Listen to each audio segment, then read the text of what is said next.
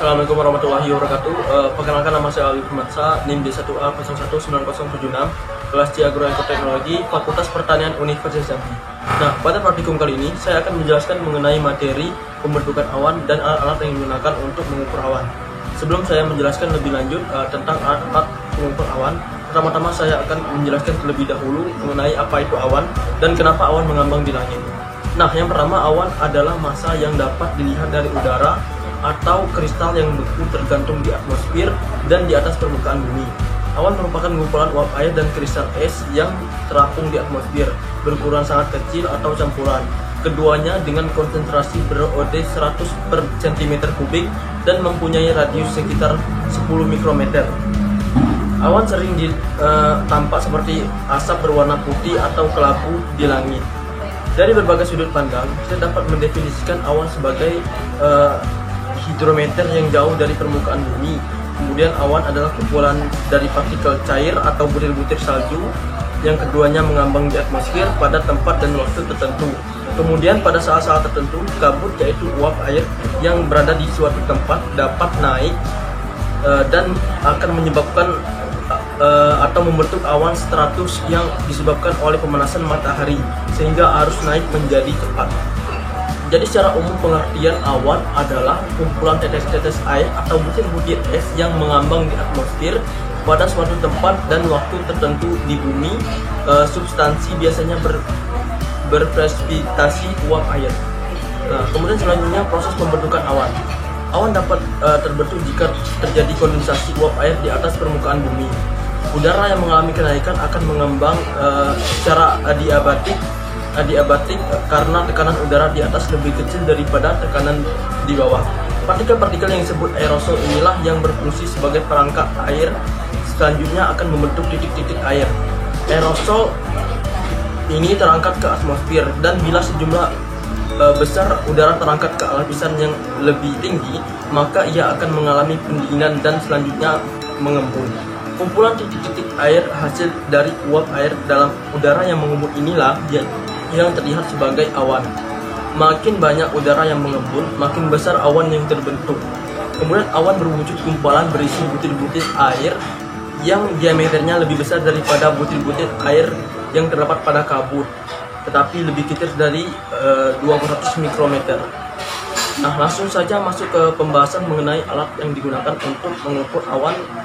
Yang pertama adalah ceilometer. Ceilometer adalah alat untuk mengukur ketinggian dari dasar permukaan awan. Prinsip kerja ceilometer ini bekerja berdasarkan prinsip dari pantulan balik atau backscatter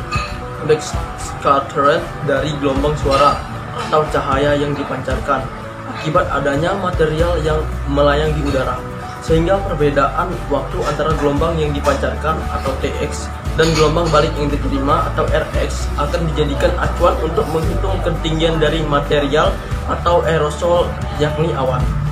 Adapun metode umum yang digunakan untuk mengukur tinggi dasar awan, yang pertama itu LIDAR atau Light Detection and Ranging, yang dapat mengukur ketinggian awan hingga 30 km di atas permukaan tanah.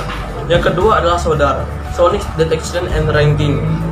Pengukuran didasarkan pada pancaran gelombang suara vertikal atau sound pulses vertically yang akan menghasilkan informasi berupa frekuensi dari amplitudo dari gelombang gema di udara atau atmospheric echoes.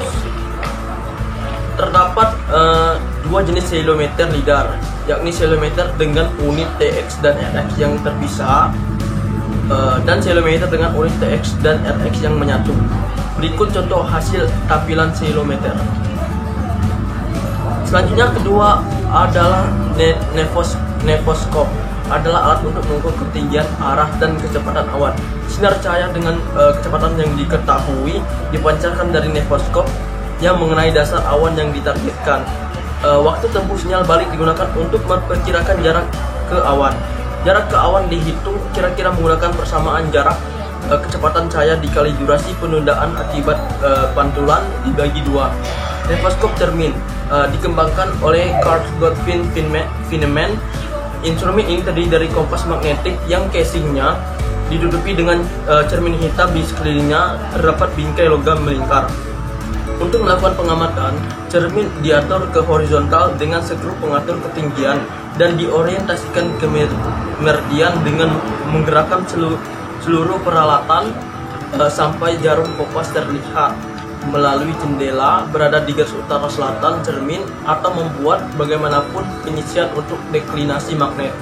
Saat bayangan awan bergerak menuju lingkar di mana gambar bergerak, memberikan arah pergerakan awan dan waktu yang dibutuhkan untuk berpindah dari satu lingkaran ke lingkaran berikutnya dengan kecepatan relatifnya yang dapat dikurangi menjadi satuan arbiter tertentu. Namun instrumen ini tidak terlalu mudah digunakan dan hanya memberikan pengukuran yang cukup akurat. Nah, itu saja penjelasan dari saya mengenai apa sih yang dimaksud dengan awan dan juga alat-alat yang digunakan untuk mengukur ketinggian dan juga permukaan awan. Nah, apabila terdapat kesalahan, saya mohon maaf. Wabillahi taufiq wal hidayah. Wassalamualaikum warahmatullahi wabarakatuh.